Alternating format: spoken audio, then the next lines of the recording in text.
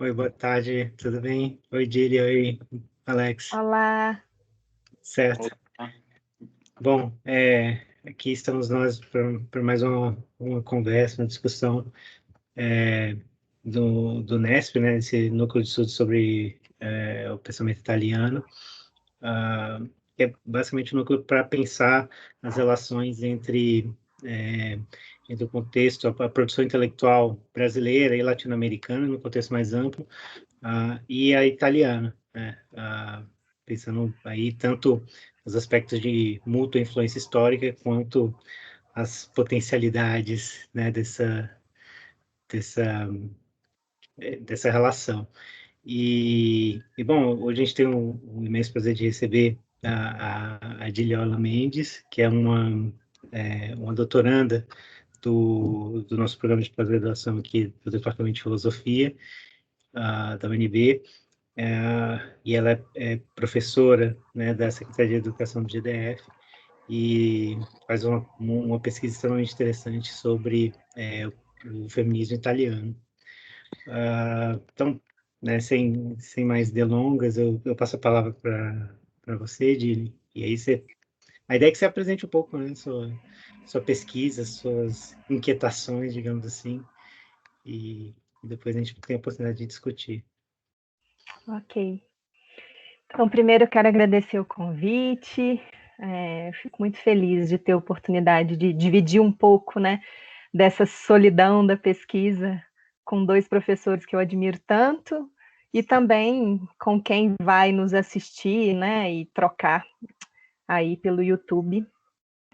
Bom, eu acho que para ficar assim, né, para eu conseguir contextualizar melhor, eu vou contar um pouquinho do meu percurso acadêmico.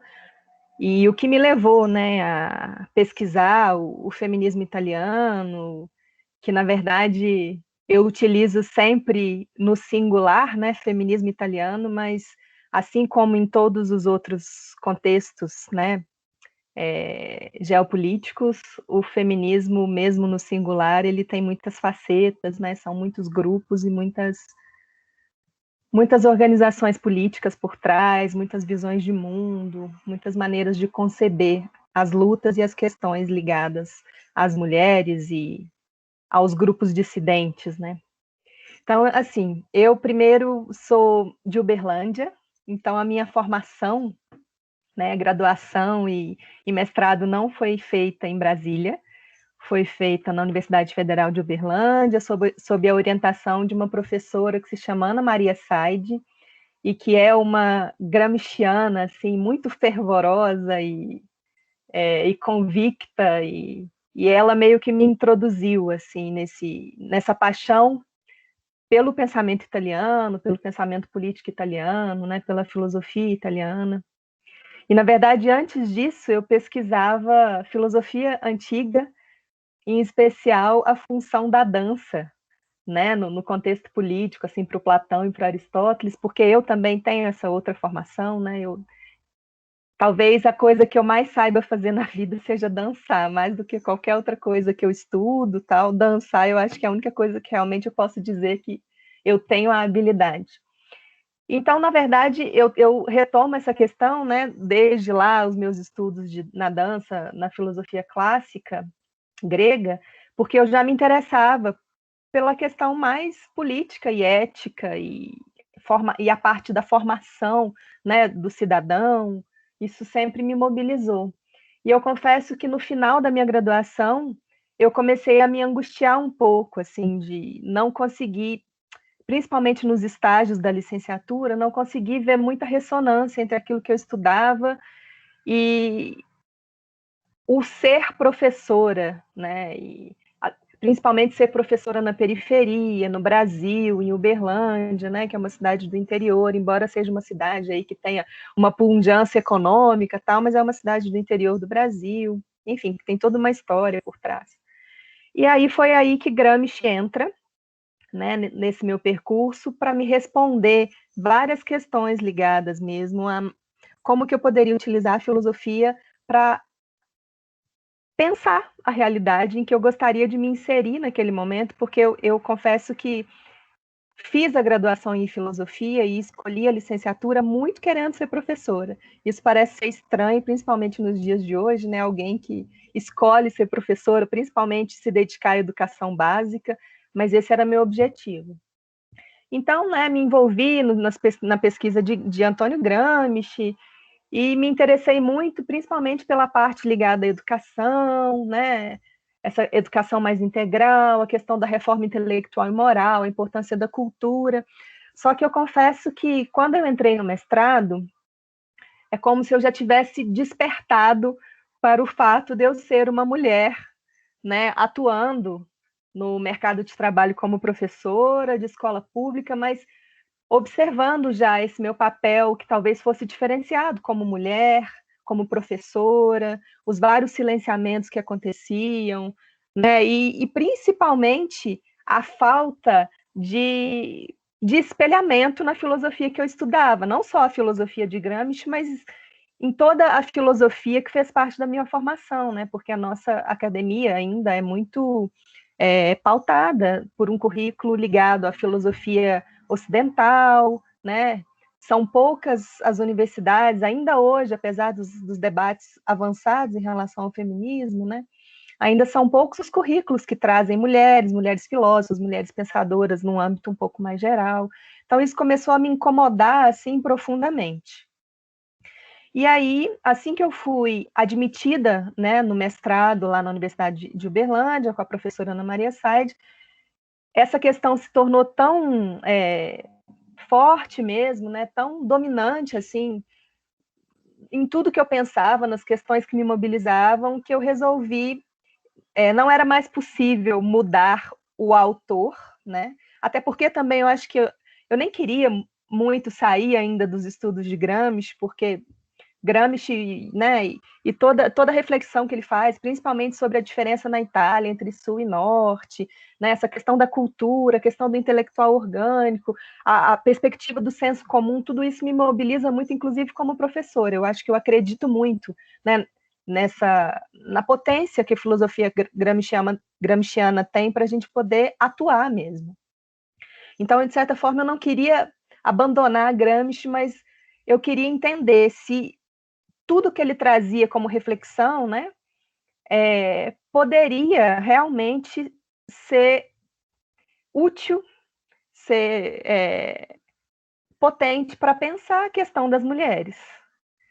E aí, então, eu desviei totalmente o meu objetivo de pesquisa para tentar investigar mesmo de uma maneira um pouco mais filológica, né, mais próxima aos textos e tentando contextualizar aqueles textos, entender os vários trechos, né, porque o pensamento de Gramsci, né, a parte principal, que são os cadernos, né, quem estuda Gramsci sabe, mas porventura, se alguém não estuda, não sabe que a principal parte, né, da produção intelectual dele foi feita no cárcere fascista, né, sob péssimas condições, tanto de saúde, quanto mesmo de acesso a material de pesquisa, a tempo para pesquisar.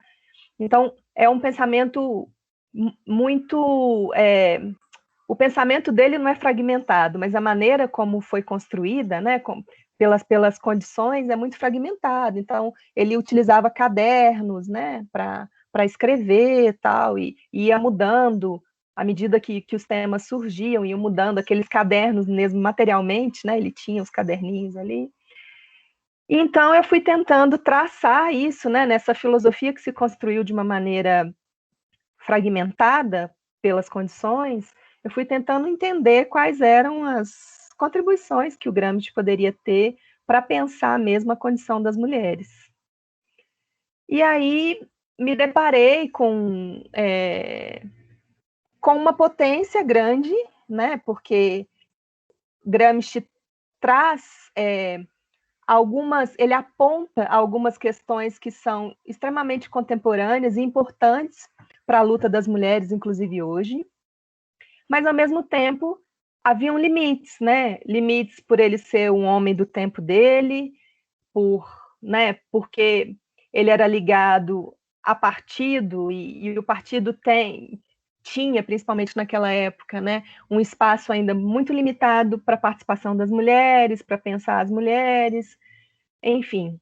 Então, eu identifiquei na filosofia de Gramsci muita possibilidade para pensar a questão das mulheres, principalmente se a gente pensa num contexto mais amplo, se a gente pensa numa transformação social mais ampla, né? Se a gente pensa nas mulheres inseridas na sociedade capitalista da qual a gente faz parte, não só capitalista, como racista, né, colonial, enfim, ele tem uma potência para a gente pensar todas essas implicações, né, de ser mulher nesse mundo capitalista, mas parecia que só o pensamento de Gramsci era pouco para realmente entender de uma maneira mais ampla a potência política ou a luta política das mulheres, não, né, das mulheres em geral, mas também e talvez principalmente no contexto italiano. E foi com isso que eu fui me deslocando, né, para tentar realmente pensar como se deu a luta das mulheres mesmo na Itália, né? Como que isso foi construído? Qual a relação dessa luta das mulheres feita por mulheres, pautada por mulheres, com a luta mais tradicional das esquerdas, ligadas ao Partido Socialista Italiano e ao Partido Comunista depois, né, que o Partido Comunista Italiano se torna o maior partido comunista da Itália, se torna realmente um partido de massas. Então, esse tensionamento, né, entre a luta das mulheres, essa dificuldade, né, e essa luta para se tornar sujeito político, né, para ser autônoma e autêntica nas suas pautas, nas suas lutas, e como que isso conversava com os contextos mais tradicionais.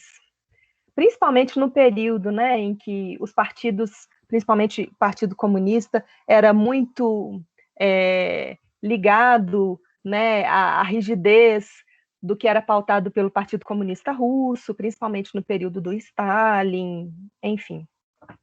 Então, nesse contexto, eu fui mergulhando no feminismo italiano, mas sem abandonar, talvez, a principal afirmação de Gramsci, né, sobre a luta das mulheres, que ele afirmava no caderno 22, né, em que ele está analisando ali o contexto do crescimento econômico muito rápido, né, dos Estados Unidos, o que ele vai denominar de americanismo, em função mesmo dessa coisa da racionalização da produção, vinda com o Fordismo, né, com toda a questão das montagens das linhas de produção, e como que isso transforma radicalmente a sociedade estadunidense, e como que os Estados Unidos ganham, né, o mercado mundialmente e começa a se instituir como potência.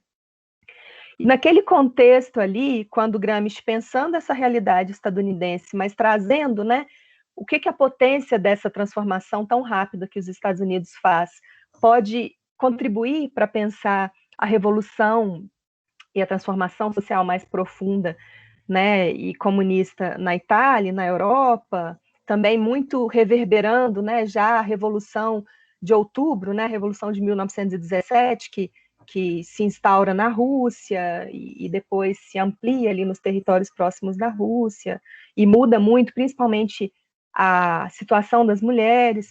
Então, Gramsci ali, pensando muito todo esse contexto, ele diz, né, que talvez a principal tarefa, e aí não só para as mulheres enquanto movimento específico, mas para pensar a questão sexual como um todo, que diz respeito às relações entre os sexos numa sociedade e como que isso se coloca para pensar qualquer modelo, né, de sociedade e qualquer novo projeto de sociedade, né?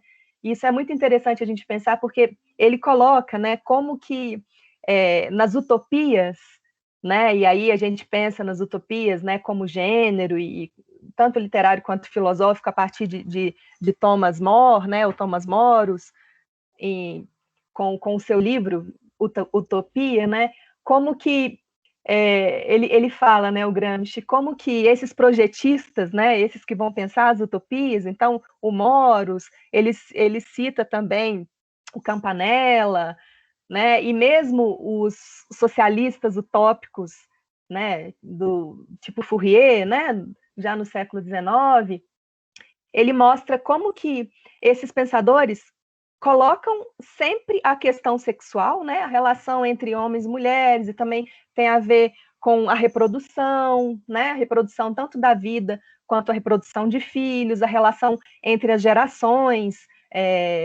né, então os mais novos e os mais velhos, as pessoas com filhos, as pessoas sem filhos, enfim, essa questão toda ligada à sexualidade, ao sexo, a relação entre os sexos diferentes, ele coloca isso, ele fala que os utopistas já colocavam isso como algo central nos projetos, mas não pensava de uma maneira histórica, né? Assim, de fato, como que isso é construído. Geralmente supunha, principalmente para as mulheres, papéis pré-determinados, como se fosse para as mulheres, como se elas estivessem ligadas a uma natureza, né, que essencializa o que elas são e já pré-determinam as suas funções nas sociedades. Então, quando ele começa a pensar a questão sexual de uma maneira histórica, de uma maneira até autônoma, né, sem ser também um espelhamento entre as questões econômicas e as questões sexuais, né, como às vezes a gente pode ler em Engels, né, ou mesmo nas leituras mais ortodoxas do marxismo, né, que a gente às vezes é compreendido como se todas as maneiras de se organizar socialmente fossem automaticamente derivadas, né, das relações econômicas, e a gente sabe que uma leitura mais dialética e mais profunda do materialismo histórico, a gente vê que não é bem assim, né, os sujeitos têm ali autonomia para construir aquilo e modificar, e são sujeitos históricos, né? Então, o Gramsci já traz isso como uma problemática, né? Como uma coisa que não é dada, é uma coisa que tem que ser construída, né? Então, e é muito interessante, porque essa perspectiva dele é diferente, né, da perspectiva que a gente vai ver em Marx, da própria perspectiva que a gente vai ver depois, né, em Lenin, mesmo que Lenin já tenha uma visão mais avançada, porque está ali vivendo aquela revolução permanente, né, em relação com as mulheres que já têm um espaço ali na Rússia de atuação política, né, já estão, de certa forma, interferindo na construção, né, dessa nação socialista que está surgindo ali a partir das muitas lutas. Então, Gramsci traz né, uma novidade em relação a isso. Então, a questão sexual para ele é eminentemente histórica, né, histórica crítica, é autônoma, né, por ser histórica, e ele coloca como a questão, né, ético-civil mais importante para uma revolução, né, para a transformação social profunda, que é o que ele almeja, seria a formação de uma nova personalidade feminina, que diz respeito às mulheres serem totalmente autônomas, né, saberem a sua parte, se conhecerem de certa forma, né, e eu relaciono muito isso com a própria luta das mulheres na Itália pela construção e pela legitimação da sua subjetividade política, principalmente. Então é muito interessante, porque eu vou, né, no doutorado, eu escolho me dedicar bastante a conhecer, pensar, né, o feminismo italiano, mas ao mesmo tempo sempre tendo como horizonte assim essa fala, né, essa questão, essa reflexão do Gramsci sobre a importância fundamental para uma transformação social profunda da formação de uma nova personalidade feminina, e que algumas estudiosas depois vão colocar uma certa semelhança mesmo, né, entre personalidade, o que ele está entendendo como personalidade, e essa compreensão de subjetividade política das mulheres. E por isso é interessante, né? Num primeiro momento eu pensei que pudesse abandonar Gramsci na minha reflexão sobre o feminismo italiano, mas de repente percebi que novamente não abandono Gramsci, porque ele enfim, né, ele tem reflexões específicas que são potentes para pensar a luta das mulheres. De certa forma, ele foi visionário no que ele refletiu ali, né, no final dos anos 20, início dos anos 30, e porque né, além de ser visionário, ele é fundamental, né, para o pensamento italiano, principalmente, né, no século XX, né, segunda metade do século XX, principalmente, e agora ainda no século XXI, né, a gente vê como que Gramsci ainda é forte, principalmente nos países considerados periféricos, ou o que a gente define hoje como sul global, né, como a pesquisa de Gramsci continua superpotente, as suas categorias são importantes para a gente pensar as nossas realidades. Então é interessante que Gramsci acaba, então, se tornando uma ponte, para mim, assim, entre os feminismos na Itália. Então, ele continua, assim, como um elemento importante. E aí, na pesquisa em si, né, e pensando na construção do que virá a ser a tese, Gramsci realmente ele está no meio, assim, né, entre essa luta das mulheres que vem antes, o que ele traz como categorias e reflexões importantes, e o que vem depois, né, o que é criado, né, a partir com o nome mesmo, recebendo mesmo o nome de feminismo e todas as conquistas e criações, né, porque se tem algo né, que especifica o feminismo italiano, principalmente o feminismo italiano que a gente poderia chamar de feminismo italiano de segunda onda, né, ou o novo feminismo, que é aquele que começa a ganhar corpo com mais força a partir, né, do final da década de 60, década de 70, década de 80, e até o que a gente, né, o que a gente consegue identificar hoje, o que continua sendo intensamente feito, o que caracteriza, assim, esse feminismo justamente é a criação de práticas políticas muito criativas e muito peculiares e ligadas a um contexto político específico, a um contexto histórico, ao contexto social. Então é muito interessante pensar assim, como que a tradição, né, do pensamento italiano, que está muito ligada mesmo a pensar a cultura, a pensar a linguagem, a pensar a concretude histórica, né?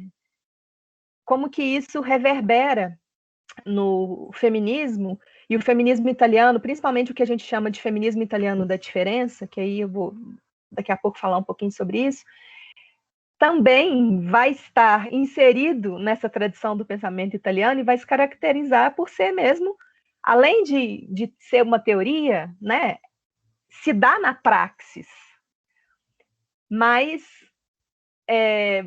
vai criar, né, práticas políticas muito bem fundamentadas, né? Essa relação entre teoria e prática, ela vai estar sempre ali. Mas essa criação política, né, seria o que define principalmente o feminismo italiano e mesmo o feminismo italiano da diferença. E isso é importante de ser dito porque, como todos os feminismos, se a gente for estudar, né, em vários lugares, né, em que os movimentos de luta pelas mulheres se organizam, sempre vai ter influência de o que já foi feito, o que já foi criado enquanto teoria ou prática em outros países. Então, o feminismo italiano ele tem influência, né, do feminismo desenvolvido no contexto dos Estados Unidos, do feminismo francês, mas ele vai trazer como peculiaridade justamente esse foco na política, essa importância de ter uma criação de práticas de mulheres e uma atuação de mulheres, uma construção de linguagens no espaço público, interferindo no espaço público. E ali, né, nesse momento do encontro, nesse momento público, que se cria, precisa desse encontro, da presença, da concretude, né, da ação ali concreta, em presença, como uma das feministas italianas que se chama Chiara Zamboni vai definir, né? Que o feminismo italiano da diferença é o pensar em presença. Sem essa presença mesmo, não seria possível criar essa nova cultura, porque o feminismo italiano ele realmente se torna uma cultura, principalmente esse novo feminismo, então se torna uma cultura e se torna um movimento de massas, que ao contrário, né, de outros movimentos ali que foram efervescentes no final da década de 60, né, a gente tem a questão, né, de 68, né, a questão da reivindicação dos estudantes de 68, essa questão mesmo da luta contra a guerra do Vietnã, enfim, mesmo a questão, a luta pelos direitos civis no contexto dos Estados Unidos, tal. O que as feministas trazem, as historiadoras, é que o feminismo italiano, esse novo feminismo, ele foi criado antes dessa efervescência e ele não passou como essa efervescência toda foi, né, sendo arrefecida ao longo do tempo, né? Muitos países e muitas pessoas se tornaram conservadoras, a direita depois conseguiu tomar lugar em muitos países, o neoliberalismo vem com força, né? Então, as historiadoras italianas, principalmente a Fiamma Lussana, que é uma professora, historiadora em Sassari, na Sardenha, né? Ela mostra como que esse feminismo italiano, esse novo feminismo, ele não arrefece. Então, ele começa antes e ele continua, né, nessa criação e nesse crescimento, mesmo depois, inclusive hoje. E aí, agora, para falar um pouco assim mais especificamente do feminismo italiano, e também de uma maneira sintética, eu poderia dizer que o feminismo italiano ele teria duas correntes principais, assim, que a gente poderia definir, né, como feminismo da emancipação e feminismo da diferença. São as duas correntes principais. Essas duas correntes principais, de certa forma, elas estão sendo construídas desde o período da unificação da Itália, né, que a Itália tem uma unificação tardia, né, unificar como um Estado nacional, né, uma unificação tardia em 1861. E então, desde ali, no período da unificação italiana, já existiam mulheres lutando junto. Então, a gente tem registros, né, de muitas ali que participaram nesse contexto político efervescente também da unificação italiana, mesmo que tenha sido uma unificação, né, preponderante, uma imposição do norte para o sul, né, mas mulheres ali já participando. E nesse primeiro momento, a gente poderia identificar como o que a gente chamaria, né, aproximando com outras histórias do feminismo, como a primeira onda do feminismo italiano. E nesse momento, nessa primeira onda do feminismo italiano, a gente teria uma identificação entre a perspectiva da emancipação e algo que depois vai se chamar feminismo, né? Então ali tem uma unificação mesmo, né? Porque essas mulheres elas estão principalmente ainda reverberando o que tinha sido a luta das mulheres na Revolução Francesa, né? Principalmente com a pensadora que se chama Olympe de Gouges, que escreveu, né, em contraposição à Declaração dos Direitos do Homem e do Cidadão, a Declaração dos Direitos da Mulher e da Cidadã.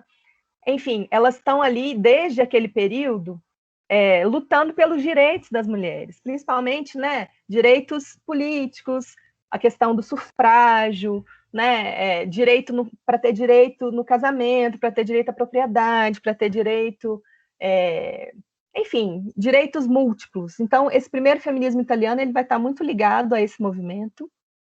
Então, o primeiro documento que a gente teria era de 1864, da Ana Maria Mozzoni, e que ela vai pedir exatamente esses direitos. É muito ecoando isso que já estava sendo construído, né? A gente pode pensar como, de certa forma, um feminismo liberal, mas a questão não pode ser tão restringida. Mas ela está ali ecoando essas lutas e a reivindicação por direitos. Depois, em 1890, a gente teria uma outra revolucionária, que aí ela é russa, né, então ela leva, de certa forma, a tradição um pouco que já existia ali no século XIX na Rússia para a Itália, e ela vai escrever um documento em 1890 e ela vai pedir, principalmente, vai atentar, né, ainda nesse contexto de emancipação, que se constrói a partir da identificação da injustiça de um grupo em relação a outro grupo, né? Então, já nessa perspectiva opressor e oprimido, né? Ela vai denunciar que as mulheres, principalmente o trabalho das mulheres, é explorado pelos homens. Depois, né, mais para frente, a gente vai ter o primeiro manifesto, né? do feminismo italiano, e que meio que junta, né, tudo isso, assim, essa reivindicação por direitos, mas já pensando direitos mais específicos para as mulheres, e ainda nesse manifesto vai ser a primeira vez que vai aparecer de fato a palavra feminismo, né? Assim, dizendo que as mulheres precisam atuar para conseguir, né, conseguir seus direitos, para se emancipar de uma situação de opressão, de exploração, e esse atuar das mulheres vai ser chamado de feminismo prático. Então é interessante porque tem uma ligação assim entre feminismo que depois, né, no novo feminismo vai ganhar traços muito específicos, principalmente com o feminismo da diferença, e isso que é essa luta por emancipação. Então tem uma unificação assim, né? Então as mulheres de certa forma precisam se constituir num movimento feminista, né, que atua de fato para que seja possível conquistar seus direitos. Enfim, e aí muitas vão se engajando, né, nas lutas ligadas ao Partido Socialista Italiano, que é fundado em 1892, e que as mulheres começam a se inserir, né, tem muitas mulheres ligadas ao Partido Socialista, principalmente mulheres do que a gente chamaria de uma burguesia esclarecida, ou laica, ou, né, uma burguesia liberal mesmo, mais progressista. Essas mulheres vão se inserir e tendo como principal pauta a questão do direito de cidadania plena, né, que seria o direito de voto e o direito de se inserir como representante, né, a possibilidade mesmo de ocupar o parlamento, enfim, de ter um espaço representativo, né, na política da Itália. E é interessante porque essas lutas vão e vêm, eu acho que não é o caso de eu especificar nada, mas assim, elas vão estar sempre lutando, principalmente por esse direito ao voto. Os principais dirigentes do Partido Socialista, eles estão sempre achando que ainda não está na hora, né? Enfim, que é precoce e tal, principalmente o Filippo Turati, que talvez tenha sido o principal representante do Partido Socialista italiano. E aí elas vão ali lutando, tal. Enfim, quando começa a amadurecer isso, e talvez, né, quem sabe, elas conseguirem mais apoio para a aprovação, né, do direito ao voto, uma vez que na Inglaterra isso já tinha acontecido, nos Estados Unidos também, vem os anos de ferro do fascismo, né? E aí o Mussolini, num primeiro momento, ele ilude as mulheres, né? Enfim, ele tenta trazer para o programa inicial dele investimento nas mulheres, uma certa emancipação mesmo, elas poderem participar mais, terem um espaço na sociedade, mas depois isso vai recrudescendo e ele vai mostrando, né, a verdadeira cara, e as mulheres no período do fascismo, os seus direitos, né, essa luta por direitos estaciona completamente, e na verdade ele vai ressuscitar, até por influência mesmo, né, da visão da mulher na igreja, né, nas escrituras, essa perspectiva bem maternal das mulheres, né, essa coisa da domesticidade rígida, desse papel das mulheres como as mães da nação, que vão gerar os novos filhos. Então ele começa a investir muito, né, nessa coisa de fornecer instrumentos para as mulheres procriarem e poderem fazer a grande nação que ele queria, né?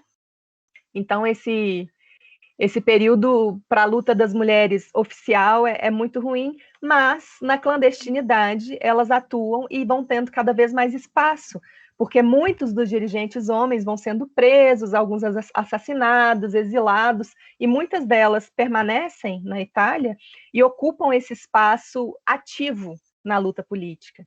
E isso vai se intensificando ainda mais, e na luta, né, na resistência italiana, que foi a luta principalmente entre 43 e 45, contra a invasão nazista na Itália e contra mesmo a insistência, né, da permanência do fascismo e, enfim, do autoritarismo no país, elas tomam um papel muito importante na luta, né, que algumas chamam de guerra civil italiana, né, tanto para retaguarda mesmo de quem estava lutando, então para fornecer mesmo essa possibilidade de alimento, de cuidado, quanto na própria luta armada. Então muitas mulheres vão tomar as armas e vão participar da luta armada, elas vão ser fundamentais nesse processo.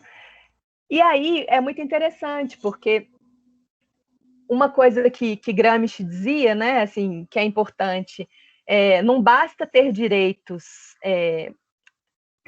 civis, se na prática, né, se na realidade as mulheres não têm espaço. Então, nessa luta da Itália, as mulheres primeiro vão conquistar espaço, né, elas vão conquistar ali, pouco a pouco, o seu espaço político, seu espaço como cidadãs, e depois, né, quando acaba a luta pela resistência, e aí se institui a República na Itália, a primeira Constituição, né, as mulheres vão ter quase automaticamente reconhecido o seu direito ao sufrágio, né, então o direito de votar e ser votadas, ou seja, elas conquistaram a sua cidadania antes mesmo dela ser reconhecida pela lei, né? Então é interessante a gente pensar que a Itália teve, então, as mulheres na Itália, né, tiveram o direito de votar só em 1945, né, logo depois da guerra, e votaram a primeira vez só em 1946, e só depois puderam ser votadas. E aí, na primeira legislatura, né, e que vai criar a Constituição na Itália, vão ter mais de 500 deputados homens e 21 mulheres. E elas se unem, mesmo sendo, né, algumas do Partido Comunista, da Democracia Cristã, do Partido Socialista, enfim, acaba que tem mulheres das mais diferentes representações partidárias. São poucas, são chamadas de mães constituintes, mas vão ser fundamentais mesmo para a construção mais efetiva desse lugar das mulheres, desse reconhecimento das mulheres na própria Itália. E aí, nesse período, né, então, se a gente for pensar esse período que vai, né, desde o Partido Socialista Italiano, depois o Partido Comunista Italiano, que é criado em 1921, né, a gente está fazendo 100 anos esse ano, esse período de luta clandestina durante o fascismo, na resistência, e depois, né, quando formalmente os partidos recuperam, né, os seus poderes e podem atuar e ganham espaços legislativos, nesse período todo, a luta das mulheres vai estar muito ligada a esse pensamento da emancipação. Não se fala muito em feminismo, se fala, né, duas associações de mulheres grandes são criadas, as duas são ligadas ao Partido Comunista Italiano, mas sempre pensando mesmo na emancipação. E a emancipação está muito ligada à política que já era feita nos partidos, a essa coisa de enfrentar essa realidade opressora, a identificar as injustiças e tentar corrigir. Então, a luta vai ser mais por igualdade, por paridade, né, por oportunidades iguais. E isso é super importante, porque principalmente a Itália do pós-guerra é uma Itália muito ruim para as mulheres, né, assim, com leis, por exemplo, as mulheres poderiam ser presas se fossem pegas em adultério, existia o casamento, tipo casamento corretivo, então se a mulher era estuprada e o homem que estuprou topasse casar com ela para poder reparar o dano, né, principalmente se ela fosse virgem, reparar o dano, ele não era preso, então existiam muitas mulheres que casavam com seus agressores. Então, esse período, né, do pós-guerra e os anos 50, os anos 60, eles eram muito difíceis para as mulheres. Então, essa luta por igualdade, né, por um pouco de condições mesmo mais justas para as mulheres existirem na Itália, ela foi bastante importante, mas o que aconteceu, né? A luta das mulheres, ela foi ela foi construída de uma maneira segregada em relação à luta dos partidos, principalmente pensada pelo Palmiro Togliatti, né, que foi talvez o principal dirigente do Partido Comunista Italiano no século XX, porque durou muito tempo, né? Ele pensou que era importante a inserção das mulheres na luta política, que tinha que ter, porque as mulheres eram 53%, inclusive, né, das eleitoras, mas ele foi pensando como uma luta sempre segregada. Por quê? Porque as mulheres eram imaturas politicamente, elas precisavam se reunir entre elas para poder aprender o que era política, e aí só depois, né, elas poderiam discutir discutir de igual para igual com os homens. Então, a política das mulheres no partido foi se tornando cada vez mais segregada. E elas tinham que se adequar muito às pautas que o partido já trazia. Então, muitas vezes, né, por exemplo, tem uma das dirigentes principais, né, que teve espaço, inclusive no Partido Comunista, que é a Teresa Notti. Ela tem um livro que é muito interessante, né, que se chama Uma Revolucionária Profissional, que ela vai mostrando mesmo o percurso dela, assim, ó, ela nasce em 1900 e até a morte dela, ela tá completamente mergulhada na luta política, né? Ela vai mostrando como as tentativas mesmo dessas mulheres ligadas ao partido de trazer suas próprias pautas, de repensar as estratégias, elas eram quase sempre abafadas, suprimidas.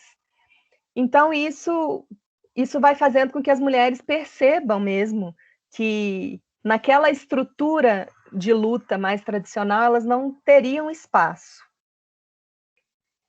E vai ser justamente no momento, né, de milagre econômico da Itália, né, de efervescência política, em que o Partido Comunista Italiano está no seu auge enquanto partido de massa, que a insatisfação das mulheres com o espaço que elas têm, né, o pouco espaço, ou o espaço extremamente direcionado, dirigido pelos homens, ou seja, elas ainda são objetos da luta política, ainda se pensa por elas, se define por elas, né? Então, nesse momento, elas começam a se realmente libertar dessa tutela para pensar caminhos de se constituir, de fato, sujeitas, né, ou sujeitos políticos. E aí tem muito a ver com aquela fala que eu trouxe do Gramsci, né, da importância mesmo da subjetividade política das mulheres, de construir isso, e como que isso é fundamental para mudar a própria política, a própria cultura, e para, quiçá, construir uma revolução que seja mais para todas as pessoas, vamos pensar assim, de fato, né? E aí, então, em 1965, no finalzinho do ano, vai ter o primeiro manifesto disso que a gente vai chamar de novo feminismo. É o manifesto Demal, né, um grupo que se chamava Demal, um grupo de Milão, e que, na verdade, o objetivo maior é despatriarcalizar mesmo a luta das mulheres, né? Então, já começar a identificar os limites, né, da luta para as mulheres e tentar despatriarcalizar. E isso vai contaminando o movimento na Itália, e também esse movimento sendo inspirado por essa segunda onda do feminismo, esse novo feminismo que está florescendo nos Estados Unidos, né? E é um movimento que ganha um alcance internacional. Então, essa questão dos coletivos na Itália, eles vão ganhando espaço. No 68, na Itália, as mulheres acabam tendo muito espaço de participação, mas também sempre esbarrando nessa limitação, né, dos companheiros que queriam pensar por elas, definir as pautas, às vezes estabelecer lugares sempre subalternos para essas mulheres na luta, né? Então a gente brinca que até hoje a gente reclama disso, assim, nós mulheres, que às vezes a gente está em organizações políticas e as mulheres estão sempre ali responsáveis por fazer o cafezinho, né, por organizar, então secretariar, porque as mulheres são mais organizadas, são mais cuidadosas, enfim, esses essencialismos todos, né?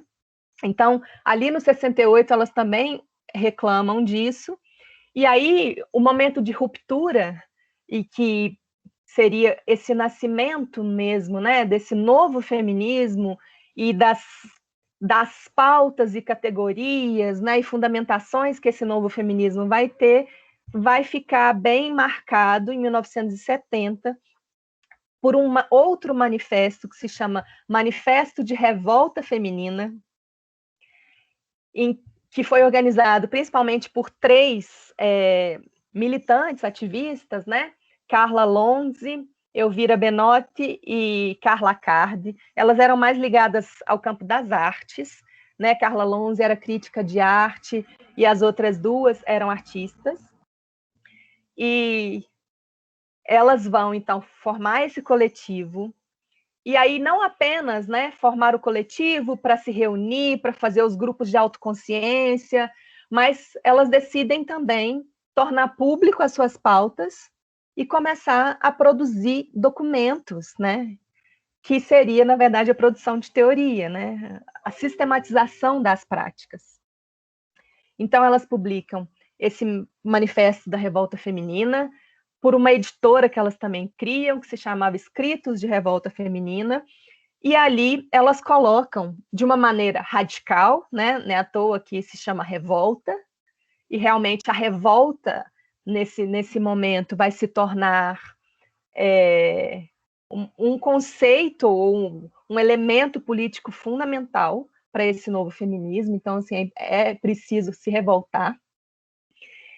E ali elas vão definir, e vai ser meio que o divisor de águas desse feminismo italiano, inclusive nessa separação entre esse feminismo da emancipação que eu falei e esse feminismo da diferença, que é o que vai surgir.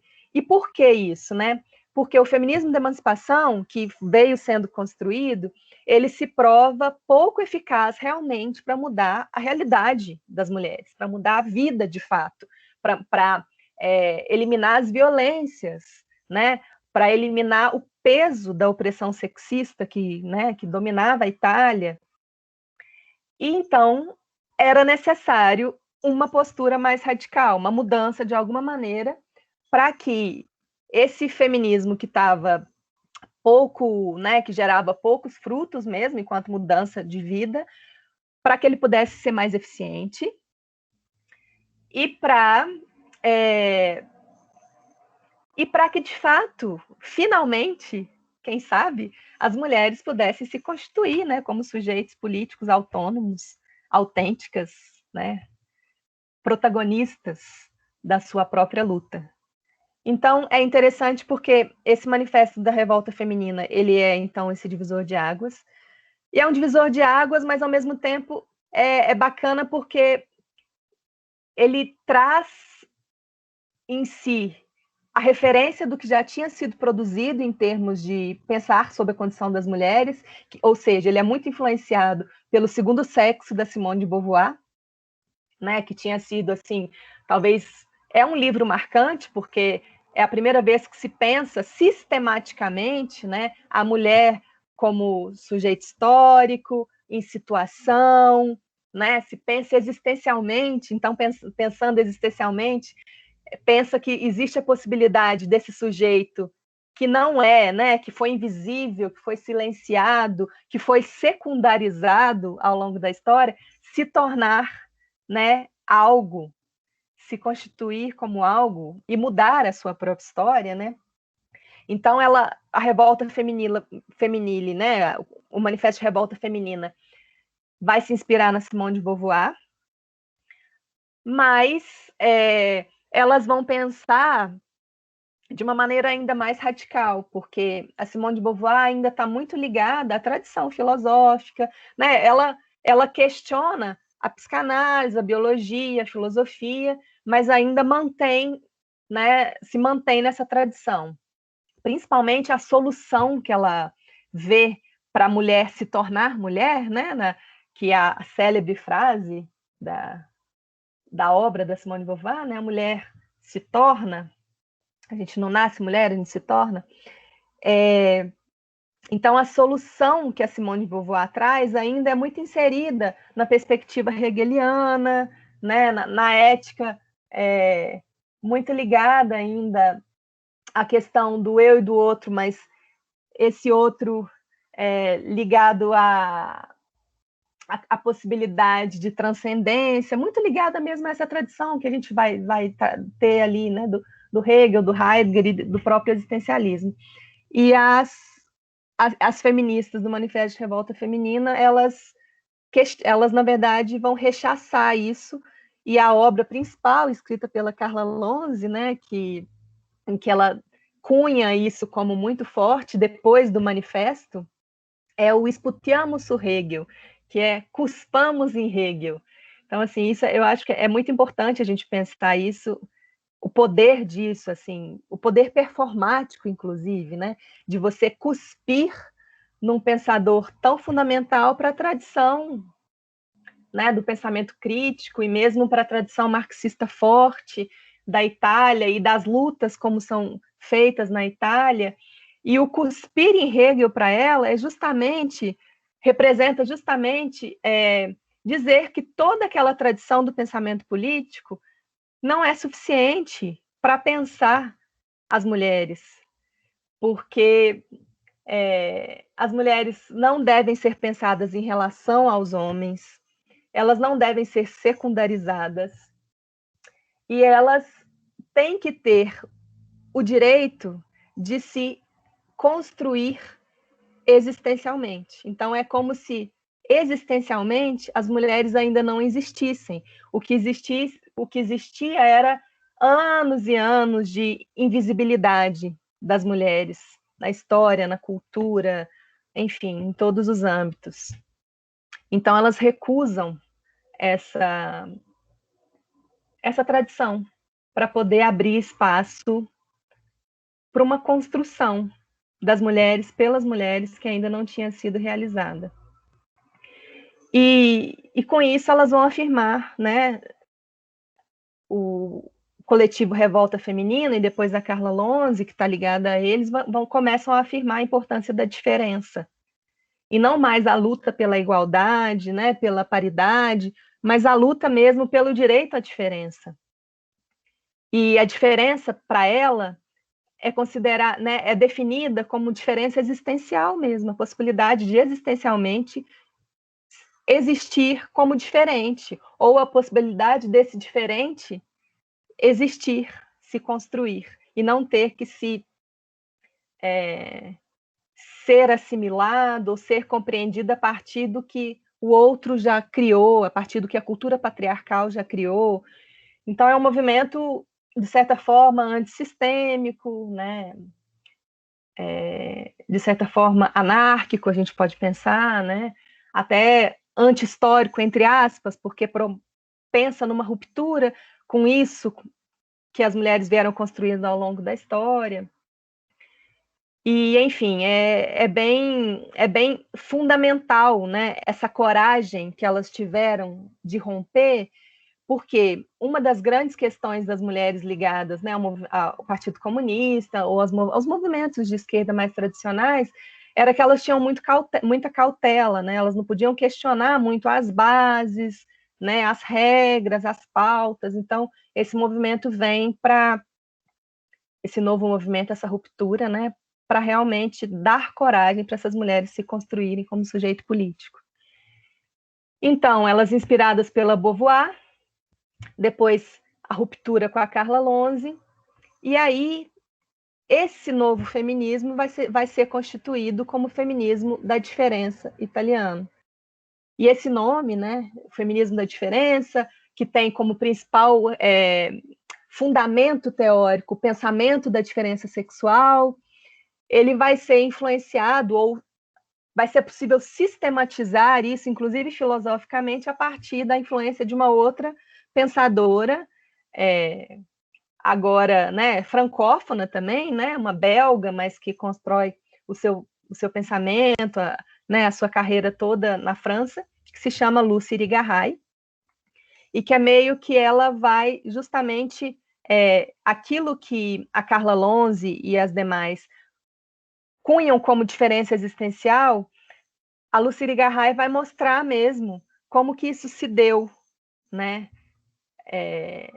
Na tradição do pensamento ocidental, eurocêntrico, inclusive, e na filosofia, né? Porque ela é uma filósofa, e como que as mulheres foram sempre faladas e não falavam, né? Como que as representações foram sempre dadas por outrem, e que esse outro é justamente o masculino, né, que seria o preponderante, e que isso, e é muito interessante porque ela vai mostrar como que isso se expressa desde a lógica, se expressa na ética, na política, e esse pensamento da diferença da Lucy Irigaray vai ser o que vai ajudar essas pensadoras italianas que já vinham construindo esse movimento de massas feminista pautado na diferença como um princípio existencial, como a Carla Lonzi disse, mas a Irigaray vai trazer uma sistematização mais profunda, né, inclusive para a criação de teoria, para o que viria a ser os próximos passos do feminismo italiano. E aí eu já me, né, alonguei muito, mas só para finalizar, assim, depois disso, vai ter o surgimento de dois movimentos principais ligados ao feminismo italiano da diferença, que é a criação da Livraria das Mulheres de Milão, em 1975, que é uma livraria, mas ao mesmo tempo é um espaço político, é um espaço de encontro, né? Um espaço para essa transformação social, para essa criação da diferença. E depois, mais especificamente, e de uma maneira realizada só entre mulheres, a comunidade filosófica feminina de Ótima, que vai ser criada na Universidade de Verona, em 1983, e ali realmente elas vão criar esse núcleo de construção e sistematização do pensamento da diferença sexual. E, enfim, são muitas coisas, são muitos conceitos, mas o que eu queria trazer de mais importante é que esse novo feminismo, essa luta revoltosa das mulheres, né, essa insistência por essa criação existencial da diferença, para que as mulheres se constituíssem enquanto sujeito da sua luta, autênticas, protagonistas, isso vai fazer com que, de fato, se crie uma cultura da luta política das mulheres na Itália. E essa criação, né, dessa cultura mesmo, que diz respeito a modos de fazer, a modos de pensar, a modos de agir, elas criam, de fato, uma cultura, vai influenciar depois, né, depois da criação de Diótima, no início da década de 80 até o final da década de 90, vai influenciar muito a própria atuação das mulheres que ainda se mantém nos partidos, né? Então, as mulheres do Partido Comunista Italiano, elas vão ser totalmente influenciadas por essa cultura feminista que é construída, porque é a partir daí que as mulheres se constituem como sujeitos da sua própria luta.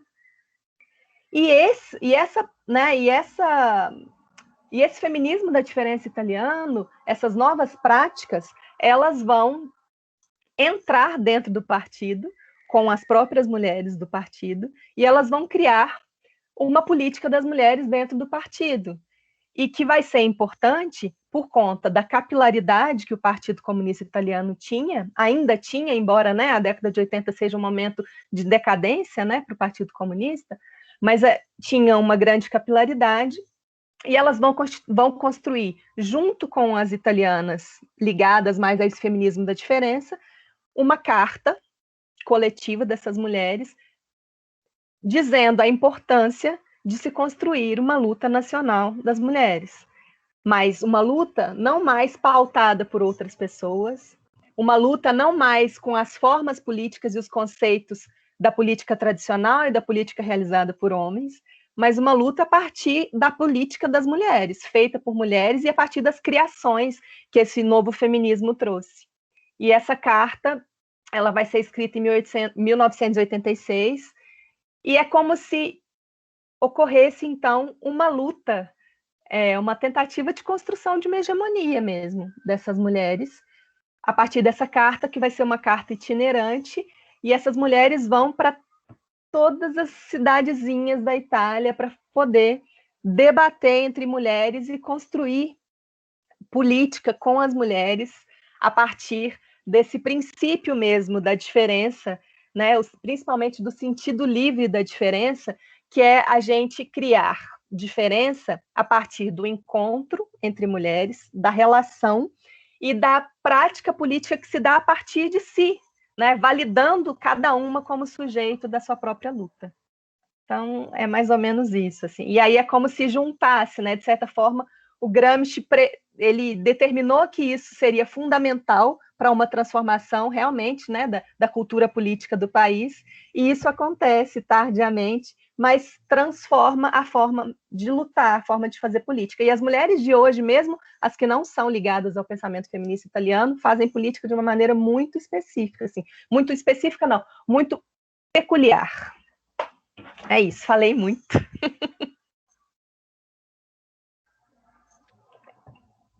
Muito obrigado, Jilly. Foi, foi fascinante acompanhar, digamos assim, a sua reconstrução histórica, né, do percurso e das distinções aí do pensamento feminista na Itália. Eu talvez começaria te perguntando o seguinte: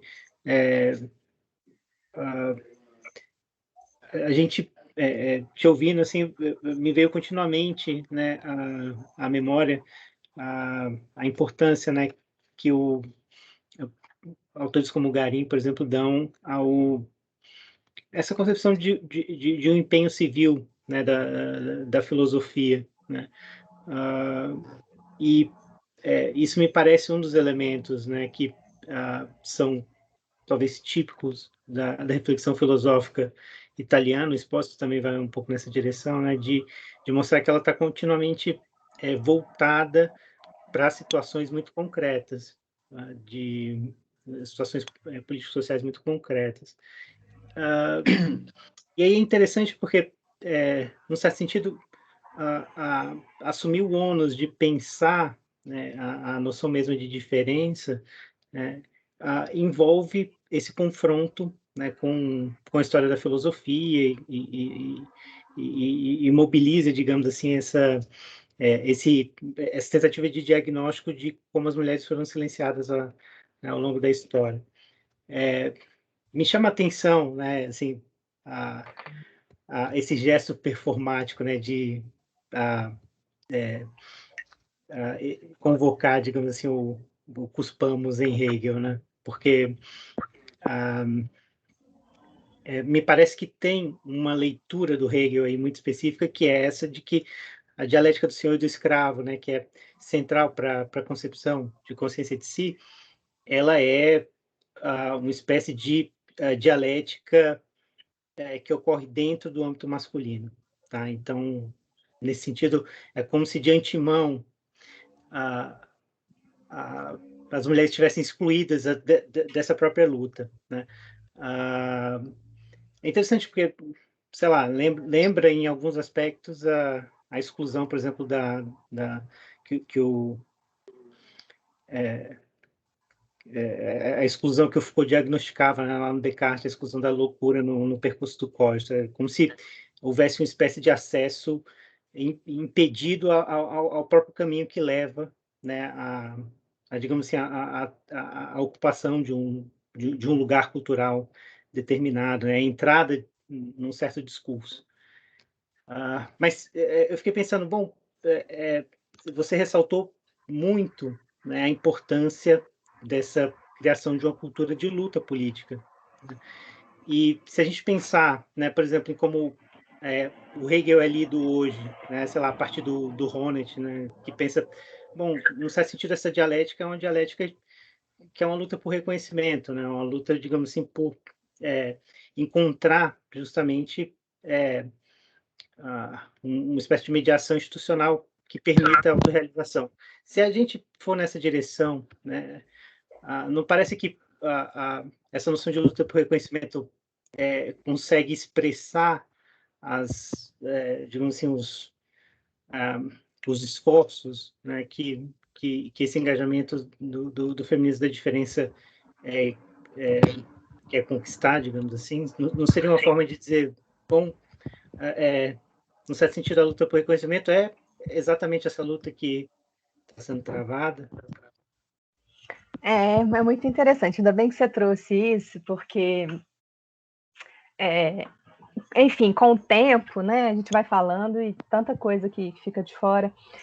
Mas é interessante porque a Carla Lonze, né, e o Revolta Feminina traz essa ruptura com Hegel, né, essa necessidade mesmo de cuspir, né, enfim, de eliminar qualquer possibilidade de opressão patriarcal mesmo, inclusive, né, aquela que a gente encontra nas teorias, na filosofia, né, enfim, né, naquilo que nos ensinou a pensar. Mas depois é interessante que o feminismo da diferença ele vai ser extremamente, ele vai dialogar muito com Hegel, né? Ele vai dialogar muito e aí a gente vê isso mesmo na própria Higa, né? Que ela questiona Hegel, mas ela está com Hegel. A gente vai ver isso na Butler e a gente vai ver isso na tradição, sim, do feminismo que vem depois, né, no que a gente vai chamar feminismo da diferença italiano, porque a Carla Lonze a gente não pode considerá-la uma feminista da diferença, que ela está antes, né, dessa sistematização. E aí, o interessante é que, sim, a questão do reconhecimento é fundamental, essa nova forma de compreender Hegel é fundamental, até porque elas vão ficar nesse paradigma mesmo, existencial, ontológico, que a gente sabe que Hegel e o que vem depois é fundamental, né? Não tem como a gente negar. Mas elas vão criar isso, aí que eu acho que é o mais interessante, né?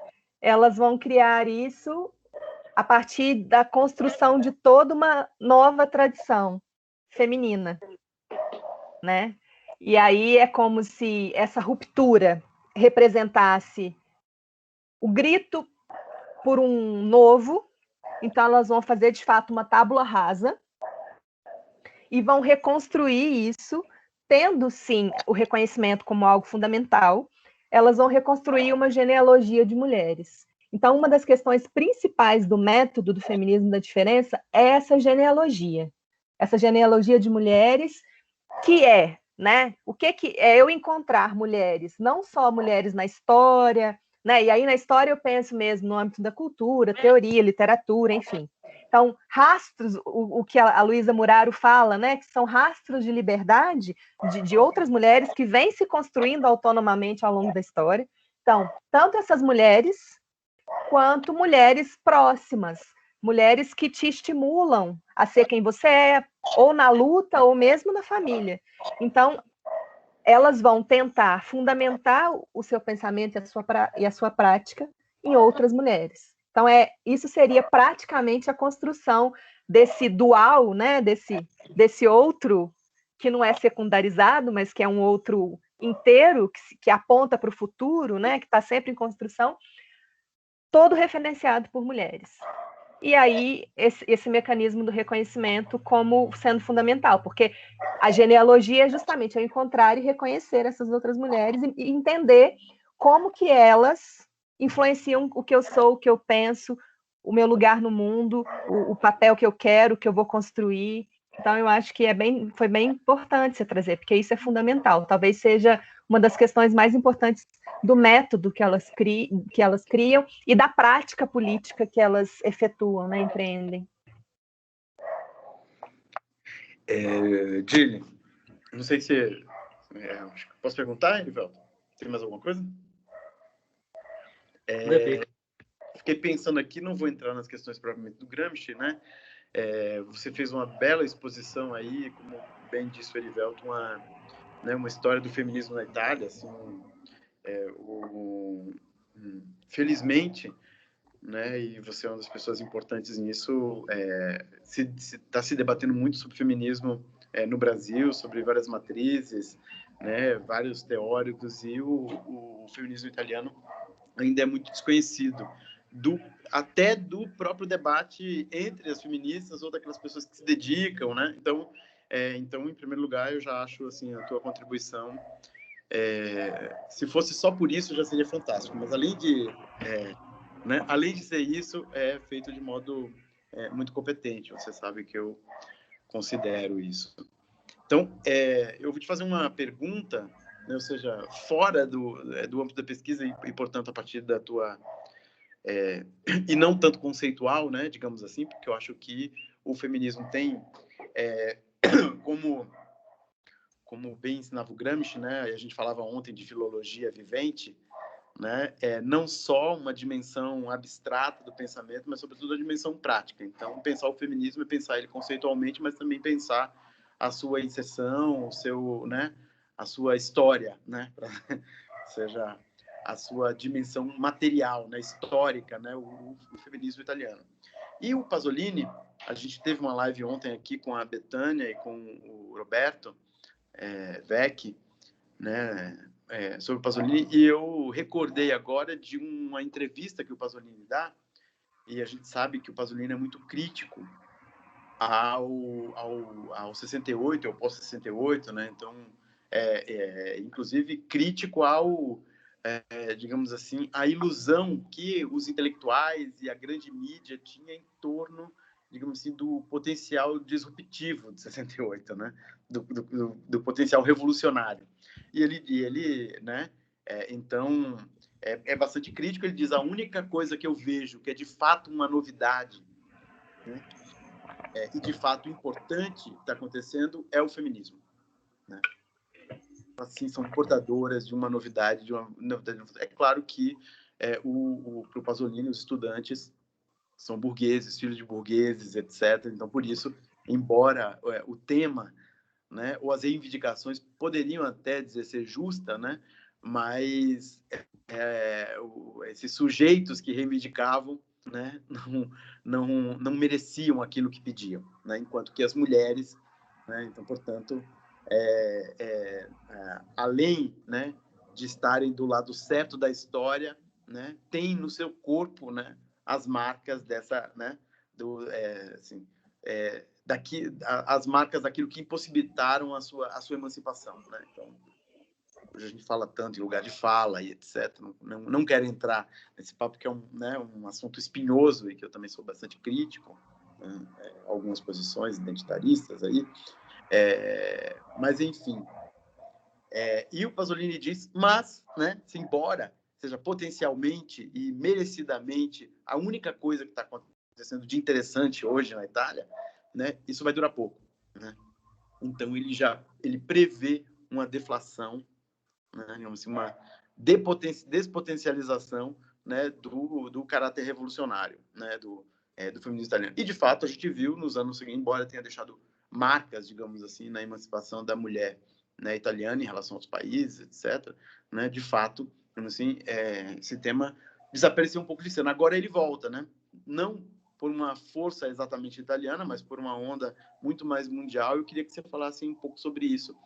Ou seja, o Pasolini percebe, né, digamos assim, a força e a legitimidade desse movimento. Aliás, o único legítimo, ele vai dizer, né, praticamente, o último legível, legítimo, mas que aquilo teria assim, tenderia a uma neutralização também, não por culpa do movimento, mas por uma, né, leitura mais geral que ele faz do que está acontecendo com a cultura, com o mundo, né?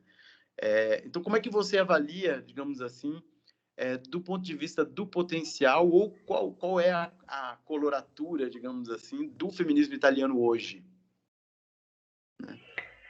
É tão interessante, Alex, porque lá na Itália, né, no período lá que eu fiquei no estágio doutoral, eu conversei com uma das feministas e elas estavam me contando, né, que a Carla Lonzi respondeu o Pasolini.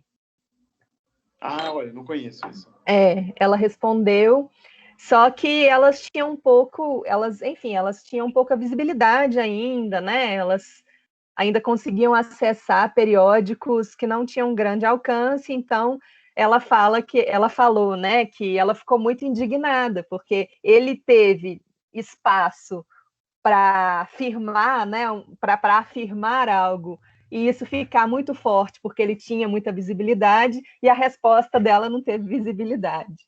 Então, principalmente porque é isso, né? A radicalidade desse movimento da revolta feminina, né, principalmente encabeçado pela Carla Lonzi, a gente sabe que no contexto conservador da Itália precisou de muita luta, né, para de fato encontrar esses espaços, né, de uma fala pública de maior alcance. E em muitos momentos o que elas fizeram foi, já que não tinha esse espaço, elas começaram a criar os próprios espaços. Então, já falando um pouco, né, dessa importância desse feminismo que o Pasolini reconhece como realmente o único movimento de massa que a gente pode perceber como novo, né, como forte, revolucionário e tal. Então, essa criação que elas fazem, tanto de periódicos quanto de editoras, é algo, e de livrarias. Então, elas é como se elas disseminassem isso pela Itália. Livrarias, bibliotecas, editoras, periódicos, revistas, né? Então, isso é muito interessante. E aí, eu não concordo com esse diagnóstico dele, sabe? Assim, a primeira parte do diagnóstico, sim. E realmente a gente vê, né, na historiografia que isso é quase uma unanimidade, né, em relação à força que significou o surgimento desse novo feminismo na Itália. E principalmente porque ele surge antes do 68, como eu trouxe, né? O primeiro manifesto vem em 65. Mas isso é um manifesto que vai caracterizar algo que já vinha sendo construído, como eu fui dizendo, né? Que é muito interessante, que até o feminismo na Itália, ele primeiro é vida, é história, né? É prática, e depois é teoria, né? E depois é sistematização, assim. Então, o feminismo vem antes do 68, tem essa coisa que a gente sabe que não foi muito para frente, aí eu concordo muito com o Pasolini, sim, desses estudantes burgueses não merecerem, né, as pautas que reivindicam. Fala.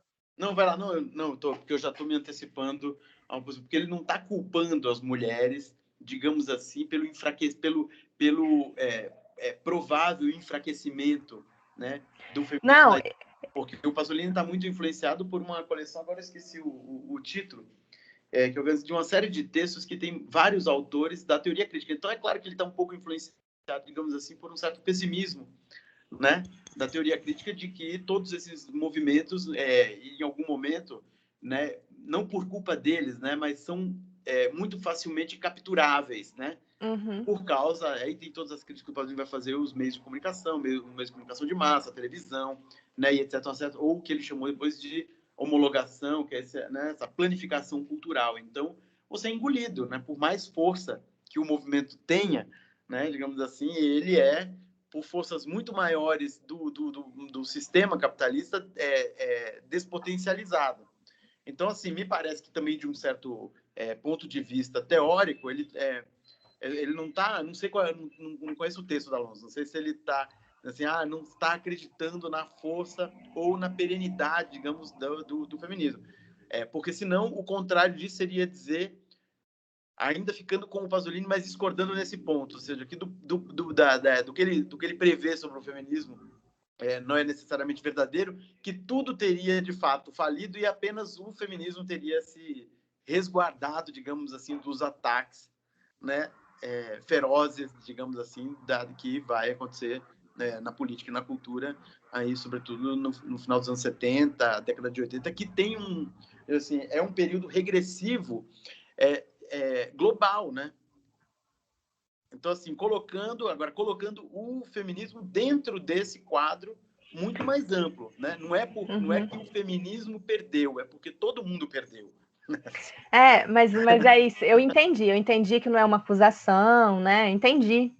Mas eu só digo que eu não concordo que o feminismo italiano perdeu, que ele arrefeceu, porque ele, na verdade, ele esteve em plena produção.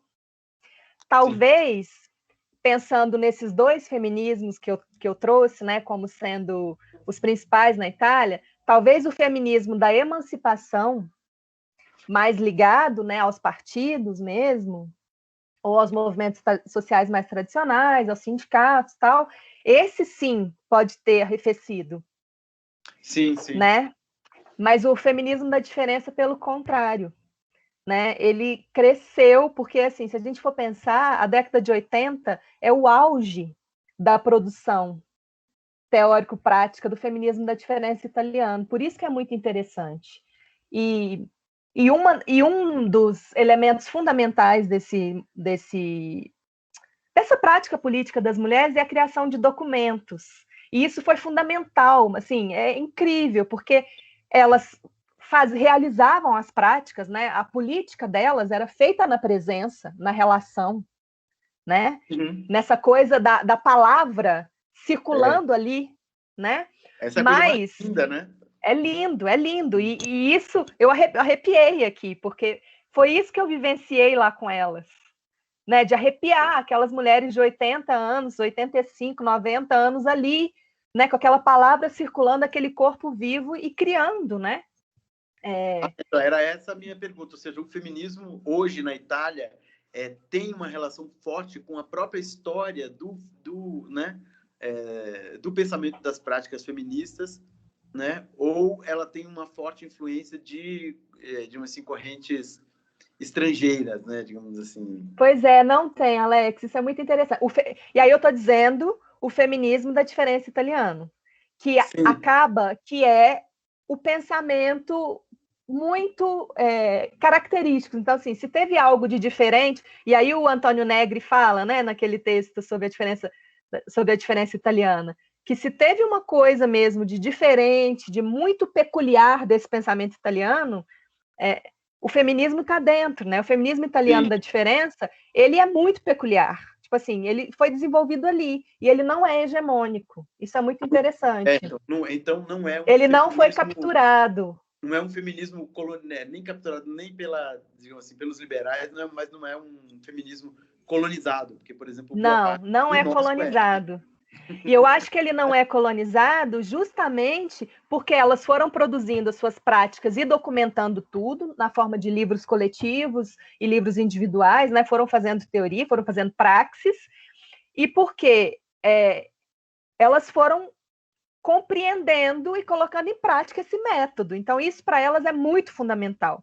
E aí, a partir disso, elas entram em contato com os outros feminismos, elas entram em contato com a pauta ambiental, elas começam a entrar mais em contato agora com a pauta racial, com a pauta da decolonialidade, elas estão dialogando, mas essa essência, né, essa essência não é a melhor palavra, historicidade, exatamente. Enraizamento.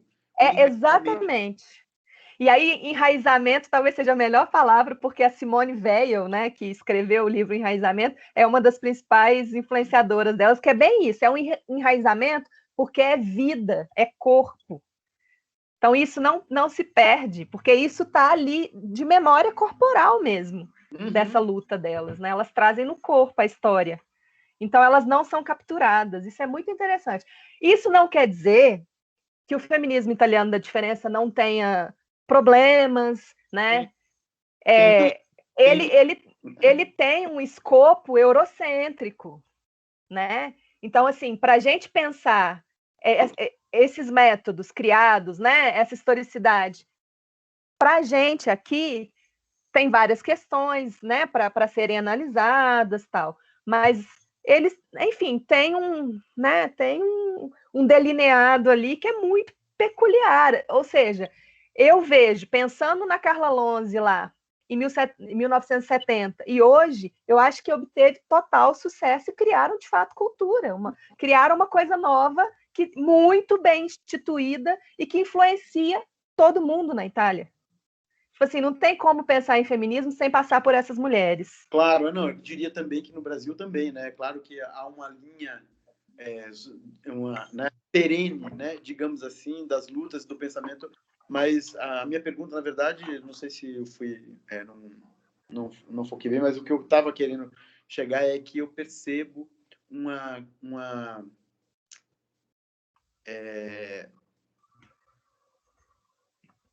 influência maior de teorias não tão históricas e enraizadas no Brasil do que na Itália, né?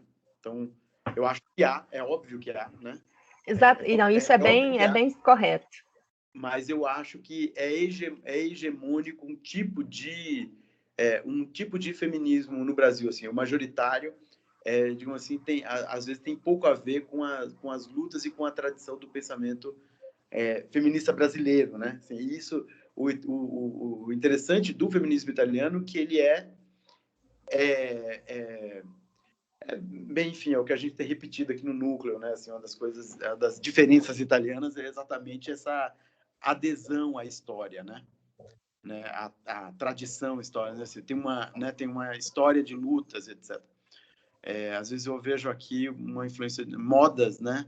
Teóricas sendo mais importante do que, né? Então, o problema não são as pautas, é claro, que são sempre justas, mas o modo de encaminhar essas pautas podem ser também problemático, como você falou, né? O feminismo italiano também tem seus problemas, né? Mas esse problema ele não tem, né? De ser majoritariamente conectado, digamos assim, com uma tradição bastante longa de lutas e de reflexão feita sobre as mulheres e pelas mulheres, né? Enfim. Perfeito, é isso mesmo. Dili, se me permite mais uma questão, eu achei interessante você mencionar assim, no momento na sua fala, essa ideia de que, bom, né, para ler o feminismo da diferença hoje, a gente precisa, aqui no Brasil, né, fazer as devidas mediações, porque ele foi elaborado para lidar com as questões de lá, né, de, assim, tendo situações específicas em vista. Mas, de qualquer forma, é muito interessante o modo como você destaca, né, digamos assim, que esse feminismo, ele tem não apenas, né, um momento negativo, né, de crítica da opressão, digamos assim, mas um momento positivo que é de pensar, bom, né, o que nós queremos, né, e esse diagnóstico de que simplesmente exigir igualdade de posição, né, exigir direitos dentro de uma estrutura social que permanece inalterada é muito pouco. E é interessante como você aponta que, no seu sentido, há um conteúdo utópico aí envolvido. A grande questão é que a minha questão seria até que ponto, né, é necessário pensar sei lá, um modelo, né, social com, digamos assim, uma determinação de quadros institucionais, né, de estrutura institucional ou de papéis sociais, porque se a crítica é muito precisa, né, e muito devastadora, no sentido de que, bom, o feminismo, num certo sentido, trai a si mesmo se ele simplesmente almeja que as mulheres ocupem, né, espaços sociais masculinos com estrutura social inalterada, né? Por outro lado, que tipo de papel social, então, né? Que tipo de perspectiva de autorrealização se quer? E uma das coisas que, na minha opinião, caracteriza, né, o esforço dos utopistas é tentar pensar um quadro social, né, uma estrutura social em que haja, digamos assim, pelo menos um vislumbre do que é essa forma de vida, né, que está aí, que deveria ser criada, então, né? Então, a minha pergunta é se o feminismo italiano da diferença avançou mais concretamente nesse esforço, né, de elaboração utópica ou não? Pois essa pergunta sempre me deixa assim angustiada até, né? Porque eu concordo muito com essa questão, né, que é fundante no feminismo da diferença, que é que a igualdade, enfim, a igualdade jurídica, né, essa questão de justiça, né, é óbvio que é fundamental, né, enfim, pensar a justiça social é muito fundamental. Mas a igualdade como uma mera absorção, né, inclusão até, que é uma palavra que a gente usa muito, em um sistema que é totalmente marcado, né, por opressões institucionais, né, e aí a gente pensa em machismo, em racismo, em colonialismo, enfim, em tantas questões, né, realmente uma inserção nisso não é o que a gente quer mesmo, assim, isso seria, eu acho que, se a gente for pensar bem, é bastante distópico até, né, ser inserido nesse contexto. Mas, ao mesmo tempo, enfim, realmente, né, poder ter espaço de construir-se existencialmente, isso é fundamental, né, porque a gente, socialmente, geralmente a gente está muito sujeito, nós, mulheres, aí pensando nas diferentes mulheres, e não só nas mulheres, a gente pode pensar nas, né, nas identidades dissidentes todas, né, o Brasil como o país que mais mata transexuais e travestis no mundo, enfim. A gente, né, está muito sujeito socialmente à violência, né? Então, de certa forma, esse sistema que a gente luta por igualdade e por direitos, ele, desde sempre, legitima a violência contra os diferentes. Então, é fundamental a gente poder ter um espaço, e um espaço concreto, e é como se a gente furasse espaços na cidade, na sociedade, para existir, para criar formas de existência, formas de relação, né, formas de luta, espaços de escuta, né, enfim.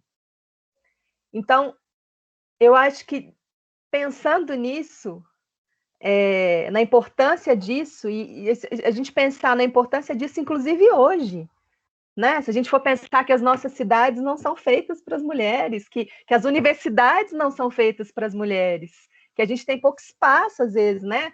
Às vezes, pouco espaço porque institucionalmente a gente não entra, porque, né, tem toda uma questão de evasão, ou, enfim, a gente sabe todos os problemas. Então, pensando nesse pouco espaço, eu acho que essa ruptura e essa perfuração do sistema, mesmo paralela ao sistema que elas fazem, é um projeto utópico extremamente importante. E aí eu tenho pensado muito, né, em termos de utopia e utopia, a gente já conversou até sobre isso, né? E aí pensando mesmo na utopia como essa coisa, essa boa, esse bom lugar, que aí eu penso no lugar possível, né? Ou no lugar que a gente planeja e consegue, de certa forma, ir efetivando, e não como algo muito distante das grandes revoluções, das grandes transformações. Então, eu penso que, nesse sentido, o feminismo da diferença tem um projeto muito bem sucedido, assim, e de uma renovação do projeto, dos projetos, das práticas, porque é isso, fura esse espaço, cria locais, inclusive públicos, para as mulheres afirmarem a sua existência, para se criarem, porque outra coisa importante de ser dita é que o feminismo da diferença não é identitário. Não é a criação, né, não é a definição de mulher assim, assim, assado, ligada à natureza ou ligada a papéis sociais. Na verdade, não. É a possibilidade do diferente afirmar o seu sentido livre de existência. E aí o que vai vir, né? Enfim, o que pode vir, a gente nem sabe direito, porque a criação ela se dá na vida, né? na afirmação da própria existência, da experiência. Então, eu acho que, pensando nisso, a utopia, esse projeto, na verdade, nessa coisa mesmo da utopia como uma reflexão crítica sobre a realidade e na construção constante de projetos alternativos a isso, para a gente poder lutar, né, contra aquilo que a gente identifica como ruim, insuficiente, exploratório, injusto na sociedade que a gente vive. Eu acho que isso é constitutivo do feminismo da diferença italiana. E aí é muito interessante, Eri, porque na própria livraria, e para mim, né, talvez isso seja o último capítulo que eu vou tentar escrever na tese, é justamente pensar a Livraria das Mulheres de Milão como esse espaço de utopia. Porque a coisa continua, apesar de todas as dificuldades, das crises que a Itália enfrenta, aquilo continua efervescente, aquele espaço, e aquele espaço é muitas coisas. E o que é criado naquele espaço tem inserção nos mais diferentes campos da Itália. Então, tem inserção no campo editorial, na política, na universidade, na mídia. Elas têm, hoje, elas construíram, né, uma legitimidade mesmo. Se a gente for pensar na questão de público e privado, né, essa legitimidade mesmo no espaço público, que elas têm os seus tentáculos por todos os lados. Então, não teve essa grande transformação, né? Esse sistema aí, ele, de certa forma, continua, e talvez continue, mas elas criaram esses tentáculos, e se a gente for pensar, as mulheres na Itália hoje são bem mais livres em função disso. E talvez, quer dizer, talvez não, o feminismo da diferença não está buscando poder, está buscando espaços para fazer política e mudar cotidianamente a vida.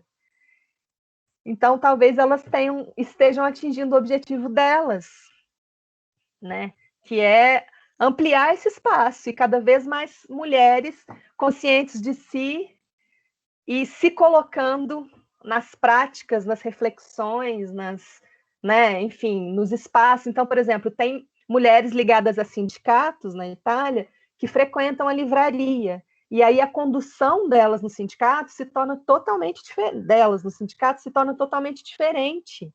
E elas conquistam. Então, tem mulheres ligadas a sindicatos, ligadas a questões mais da justiça, instituições de justiça, e que atuam contra a prostituição, ou, enfim, né, e toda a opressão que as prostitutas, principalmente grande parte das prostitutas na Itália, né, das mulheres que vão lá ser trabalhadoras do sexo, vêm de países colonizados, muitas vão ser as imigrantes que não vão encontrar outra alternativa, e muitas feministas da diferença estão atuando nesses espaços, lutando contra a violência.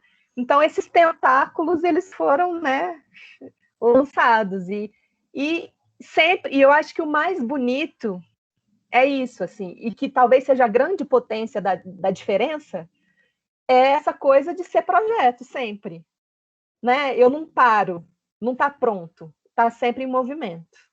Então, elas estão sempre em movimento. Então, elas estão sempre pensando o agora e as coisas que estão surgindo e o futuro. Mas não é um futuro idealista. Elas pensam fazendo. E por isso que eu acho que é bastante utópico, porque é a partir do possível. E aí o impossível, de certa forma, quem sabe, né, se torna possível um dia a partir desses pequenos possíveis que vão sendo criados, né? E eu não sei se eu te respondi, mas é mais ou menos assim que eu vejo, né, a possibilidade desse feminismo ser politicamente potente, embora não lute por mais representação política, por mais espaço das mulheres na política, por uma inserção maior nesse sistema todo, né, na democracia italiana, tal, e como que ele, apesar disso, ele se torna potente. Aí, por isso que eu penso, assim, às vezes, eu não sei se a gente for pensar no nosso contexto de uma desigualdade social tão absurda, né? Então, essa coisa das elites capturarem mesmo os nossos recursos públicos, o nosso Estado, eu não sei se aqui seria suficiente só essa mudança, né, tentacular aí do feminismo da diferença italiano. Talvez aqui a gente precise disputar espaço representativo da política, porque as coisas são muito, né, desiguais mesmo, e porque a gente é colonizado, e ainda e isso muda muito. Você tocou num ponto interessante, que é a ideia de que essa grande tradição do feminismo italiano não é um tipo de movimento que pretende o poder, né? Ou seja, não. Que não quer ocupar espaço, mas não quer ocupar espaço de poder, né? Não quer disputar o poder. Claro, aí a gente poderia discutir longamente sobre esse debate interno nas esquerdas italianas, né? Sobre, digamos assim, a aparência, né? De ruptura que tem a esquerda tradicional, ou seja, que na verdade uma disputa e uma luta pelo poder, tal. Isso é super masculino também, né? Então tem um posicionamento aí muito peculiar, mas tem uma coisa que você falando aí, eu me lembrei, também, né, a longa tradição democrática italiana, né, do pensamento democrático. Então, essa ideia do antipoder vem também de uma ideia republicana muito forte, que é o antimetafísica. Você falou assim, as feministas não são, na sua maior parte, identitárias, né? Não é uma questão de natureza, tal. Porque você tem uma tradição de pensamento também muito longínqua, né, de um pensamento antimetafísico. A gente insiste sempre isso nas conversas aqui sobre, né, por causa dos autores aí que a gente tem preferência também. Eu acho isso um traço interessante, né? Isso é um traço interessante do feminismo italiano. Porque poderia parecer assim, como eu estava na crítica que eu fiz, assim, de certa, não só do feminismo, né, mas de outros movimentos de serem também um movimento LGBT, às vezes, também um movimento negro, de ser profundamente identitário, né? Na verdade, os meus problemas exatamente são com essa dimensão metafísica, né, que guarda o identitarismo, né, quando e o que me interessa, o que eu acho interessante é justamente esse pensamento também antimetafísico, né? Então, eu acho isso um traço muito forte do feminismo italiano, muito interessante, né? Não, com certeza. E eu acho que é interessante, né? Porque como antes eu estudava, né, ficava nesse espectro do marxismo, né? Eu confesso que de repente me deparar com o feminismo da diferença italiano foi um pouco difícil, porque a gente, né, nos ambientes marxistas, às vezes a gente escuta muito, né, sobre a questão pós-estrutural, né, enfim, pós-moderno, e às vezes a gente foge disso porque isso se torna assim, né, até, né, uma coisa assim assustadora, que a gente tem que se afastar, porque isso é idealista, ou porque, enfim, né, todas essas críticas que a gente pode fazer, né, quando a gente vem de um ambiente mais de uma tradição dessa teoria crítica e tal. Então, eu confesso que o que me ajudou bastante a lidar com isso foi justamente quando eu me deparo, né, com essa questão não metafísica do feminismo da diferença italiana.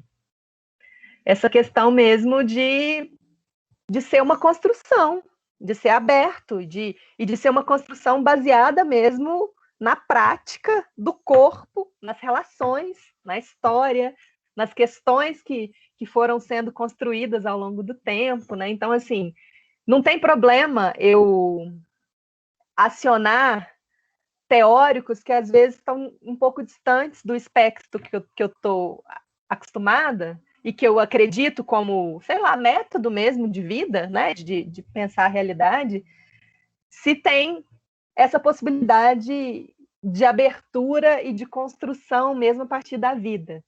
Não sei se ficou muito claro isso que eu estou trazendo, mas assim, eu considero que essa questão não metafísica talvez seja a que mais me atraia mesmo, que eu acho incrível nessa tradição, e que as italianas, ao meu ver, conseguem fazer com muito mais consistência até do que as francesas, que também trabalham com o feminismo da diferença, né? Justamente porque está inserido nesse contexto histórico-social italiano, que é democrático, que é da luta, né? Que é do debate. É muito diferente assim, o que se faz dos conceitos de diferença sexual na França e o que se faz da diferença sexual na Itália. Não que a diferença sexual na França seja metafísica, enfim, né? A gente pode até... Aí já seria um outro debate. Mas eu acho que essa abertura, e que tem muito a ver com a pergunta do Eri, com a questão da utopia, né? Da gente estar sempre repensando os projetos, tem muito a ver com essa peculiaridade mesmo da Itália. E muito legal esse seu esforço de tentar pensar, né, para a nossa situação, o que pode funcionar, né? Porque eu concordo com você, acho que para o nosso cenário, né, ocupar, né, espaços representativos, enfim, na política, isso significa incidir diretamente sobre políticas públicas, e nesse sentido, né, ter, digamos assim, as condições de maneira mais direta de propiciar justamente esses espaços de encontro, né? As pessoas estão desempregadas, passando fome, né? Fica talvez uma utopia ainda mais inalcançável, né? Tentar dizer assim, não, vamos, né, vamos se encontrar, enfim. Acho que esse âmbito de mobilização que pode ser propiciado, né, pela ocupação de lugares de poder é extremamente importante para a nossa agenda feminista nacional, digamos assim. É isso, Dili. Muitíssimo obrigado. Foi excelente te ouvir, né, mais uma vez, e seguir, digamos assim, com a nossa interlocução, né, que já vem de algum tempo. E para mim é sempre uma renovação de muitas questões, né, que me ocupam, enfim. Eu que agradeço o espaço, né, a escuta. Peço desculpas aí se em alguns momentos eu não fui clara, porque é tanta coisa assim para articular, porque justamente queria tentar dar uma noção mesmo, né, da complexidade do assunto e não simplificar demais. E que eu acho que o mais interessante é isso, assim, né, principalmente como eu ainda me mantenho na dialética, eu acho que, né, complexos aí nesse pensamento dialético, esses movimentos todos, eles são fundamentais para a gente entender um pouquinho. E aí eu me coloco à disposição para novos debates, para quem quiser conversar sobre isso, né? Porque, infelizmente, os materiais do feminismo italiano ainda são pouco acessíveis no Brasil, né? Uhum. Então, isso é uma dificuldade. Mas, nas nossas pensamentos utópicos, quem sabe no futuro a gente consegue traduzir algumas coisas ou trazer outras coisas, né? Legal. É isso, muito obrigada. Seu microfone está desligado, Alex. Eu reitero aí os agradecimentos do Eri, e como eu já disse, eu acho a tua contribuição para o debate brasileiro sobre o feminismo importantíssimo, né? Em boa hora. Então, obrigado por partilhar essa pesquisa aí com a gente e seguimos aí, né, na tentativa de tentar difundir um pouco as aproximações e diferenças, né, entre certo pensamento brasileiro e certo pensamento italiano. Exatamente. E não está interessado em todo o pensamento italiano, nem em todo o pensamento. Somos seletivos. As afinidades seletivas. Obrigado. Legal. Eu que agradeço. Tchau, tchau, pessoal. Boa noite. Tchau. Tchau.